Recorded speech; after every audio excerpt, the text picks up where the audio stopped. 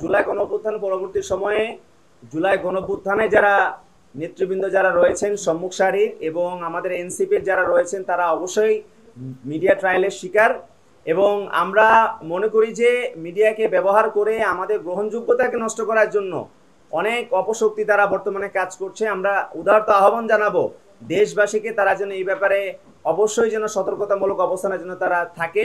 এবং আমরা বলবো যে এনসিপির পক্ষ থেকে কিন্তু অলরেডি জানানো হয়েছে যে আসলে তাদের শীর্ষ নেতৃবৃন্দ তারা কেন সেখানে গিয়েছিলেন। আপনারা জানেন যে গোটা জুলাই মাসে পদযাত্রা হয়েছে, সবাই অনেক ক্লান্ত এবং সবাই অনেক স্ট্রেসের মধ্য দিয়ে গিয়েছে এবং তারা ব্যক্তিগতভাবে তাদেরকে যে শোকজ দেওয়া হয়েছিল সেখানে তারা স্পষ্টভাবে তারা জানিয়েছেন যে তারা সেখানে অবকাশ যাপনের জন্য তারা সেখানে গিয়েছেন এবং সেই শোকজের জবাবও কিন্তু আমরা পেয়েছি। এবং আমরা মনে করি যে এটিকে কেন্দ্র করে যে উদ্ভূত যে গুজব ছড়ানো হয়েছে সেটি আসলে অপ্রত্যাশিত। আমরা মিডিয়ার কাছ থেকে সেগুলো আসলে আশা করি না। বাংলাদেশের মধ্যে আমরা গতানুগতিক যে রাজনীতি, সেই রাজনীতির আমরা পরিবর্তন ঘটাতে চাই। আমরা যখন এই সিস্টেম ভাঙার কথা বলেছি, আমাদের এই সিস্টেম এর সাথে স্বার্থ সংশ্লিষ্ট যারা রয়েছে তারা সকলে তরুণদেরকে পিছিয়ে দেওয়ার জন্য, তরুণরা যেন রাজনীতি থেকে যেন তারা বিমুখ হয়ে যায় সেজন্য কিন্তু তারা সর্বাত্মকভাবে চেষ্টা চালাচ্ছে এবং বর্তমানেও তারা সক্রিয়। আমরা মনে করি যে আমরা যে পরিবর্তনের বয়ান নিয়ে যে আমরা বর্তমানে রাজনীতির ময়দানে আমরা আছি, সেই বয়ান অবশ্যই আমরা বাস্তবায়ন করতে পারবো সবার সম্মিলিত সহযোগিতার মাধ্যমে। কিন্তু আমরা বর্তমান রাজনৈতিক প্রেক্ষাপটে আমরা বিদ্যমান যে রাজনৈতিক দলগুলো রয়েছে তাদের কাছ থেকে আমরা সেই রাজনৈতিক সহযোগিতা আমরা পাচ্ছি না। আমরা দেখতে পাচ্ছি যে তরুণরা যে কোনো তরুণদের বা আমাদের যে এই গণঅভ্যুত্থানে যারা সম্মুখ সারির যারা নেতৃবৃন্দ যারা রয়েছেন তাদেরকে বিতর্কিত করার জন্য এমন কোনো শক্তি নাই যে আজকে তাদেরকে বিতর্কিত করার জন্য চেষ্টা তারা অব্যাহত রাখছে না। এবং আমরা দেখতে পাচ্ছি যে তরুণরা যখনই কিছু একটা করছে বা এনসিপি রিলেটেড যখনই কিছু একটা আসছে সেটা কিন্তু খবরের পাতার মধ্যে 7 দিন ধরে কিন্তু সেই জিনিসটা আমরা দেখতে পাচ্ছি। কিন্তু অন্যান্য ক্ষেত্রে আমরা দেখতে পাচ্ছি যে অন্যান্য অনেক কিছুই কিন্তু অনেক গ্র্যাভিটিফুল বা অনেক গুরুতর অনেক কিছু হয়ে যাচ্ছে, কিন্তু সেগুলো কিন্তু কখনো মিডিয়ার মধ্যে আসছে না।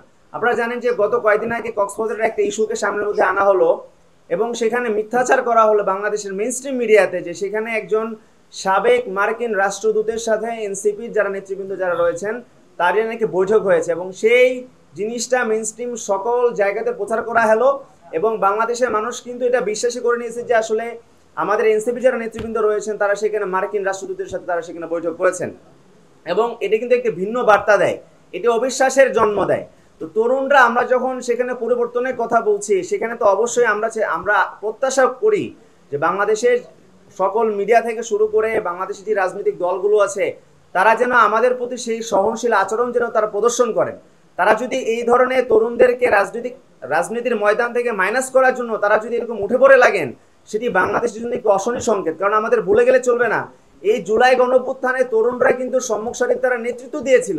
এই কারণে কিন্তু আমরা গত 16 বছরের যে ভয়াবহ ফ্যাসিবাদ ছিল সেই ফ্যাসিবাদের শেকড় উপড়ে ফেলে আমরা একটি নতুন বাংলাদেশ পেয়েছি। তো তরুণদেরকে যখন আবার এরকম ভাবে যখন মাইনাস করার চেষ্টা যখন চালানো হবে তখন এটার পরিণতি কিন্তু বাংলাদেশকে কিন্তু ভোগ করতে হবে। আমরা একটি নতুন বন্দোবস্তের কথা বলছি, একটি নতুন মর্যাদাপূর্ণ একটা বাংলাদেশের কথা বলছি। তো সেই মর্যাদাপূর্ণ বাংলাদেশ বাস্তবায়নের সুযোগটা আমাদেরকে দিতে হবে। সেই জন্য আমরা প্রত্যাশা করবো যে বাংলাদেশের গতানুগতিক ধারা থেকে বের হয়ে কিন্তু আমরা যুবশক্তি, আমরা চাচ্ছি যে যুবশক্তি একটি যুবকদের প্ল্যাটফর্ম হবে যারা যুবকদেরকে নিয়ে তারা কাজ করবে। এই বাংলাদেশের মধ্যে যুব সমাজ 30 লক্ষ বেকার যুবক আজকে বাংলাদেশের মধ্যে আছে এবং সেই আমাদের বলে গেলে চলবে না, বেকারত্বের গণবিস্ফোরণ থেকেই কিন্তু এই গণঅভ্যুত্থানের সৃষ্টি। কিন্তু সেই তাদেরকে নিয়ে কাজ করার জন্য কিন্তু এখন পর্যন্ত সেই ধরনের কোনো যুব সংগঠন বাংলাদেশের মধ্যে কাজ করতেছে না। আমরা চাই যে আমরা যে নতুন কিছু করার বয়ান নিয়ে আমরা এসেছি, শপথ নিয়ে আমরা এসেছি, সেই সুযোগ যেন আমাদেরকে দেওয়া হয়।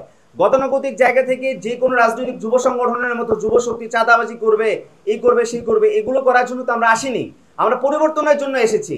সেই পরিবর্তনের জন্য আমাদের সবার সহযোগিতা করা প্রয়োজন এবং আমরা চাই যে সেই ক্ষেত্রে বাংলাদেশের সকল রাজনৈতিক দল, বাংলাদেশের মিডিয়া থেকে শুরু করে সবাই যেন সত্যনিষ্ঠ একটা ভূমিকায় যেন তারা অবতীর্ণ যেন থাকে এবং তরুণদেরকে আমরা বাংলাদেশের রাজনীতিতে প্রতিষ্ঠিত করার জন্য আমরা সবার সহযোগিতা কামনা করছি। শিয়া বাটার ও ভিটামিন ই সমৃদ্ধ লিলি হালাল বিউটি সোপ, তারুণ্যময় উজ্জ্বল ত্বকের জন্য।